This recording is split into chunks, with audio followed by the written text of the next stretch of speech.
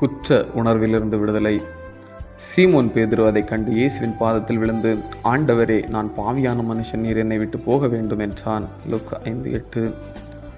குற்ற உணர்வு என்பது நாம் செய்த தவறு நினைத்து பார்க்கும்போது ஏற்படும் வலி எனலாம்.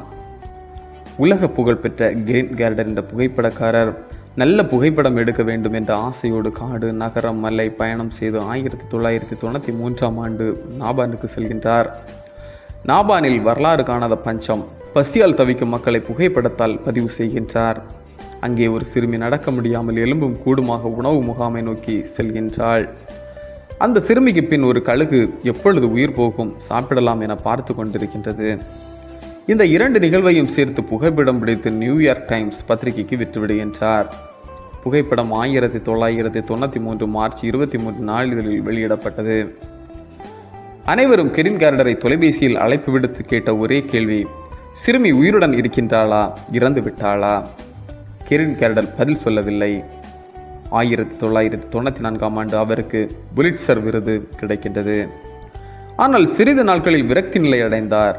காரணம், தன் விளம்பரத்திற்காக இப்படி நடந்துவிட்டேனே என்று இந்த குற்ற உணர்வால் கெரின் தற்கொலை செய்து கொண்டார்.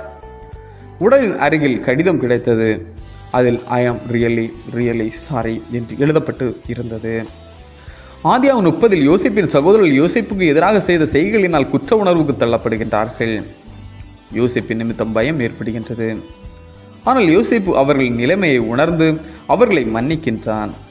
சகோதரர்கள் விடுதலையை கண்டுகொண்டனர்.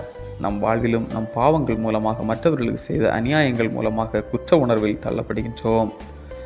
ஆனால் எப்பொழுது இறைவனிடத்தில் மனம் திரும்பி வருகின்றோமோ அப்போதை விடுதலையை பெற்றுக்கொள்ளலாம்.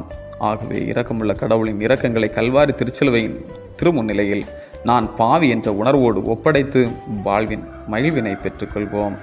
ஜெபம். மன்னிப்பை அருளும் கடவுளே, எங்கள் வாழ்வில் செய்த குற்றங்களை மன்னித்து ஏற்றுக்கொள்ளும். நாங்கள் பகைவரை மன்னித்து அவர்களோடு அன்பு பாராட்டி வாழ நல்ல உள்ளம் தாரும். ஆமேன். இந்த நாள் உங்களுக்கு இனிய நாளாக மலரட்டும்.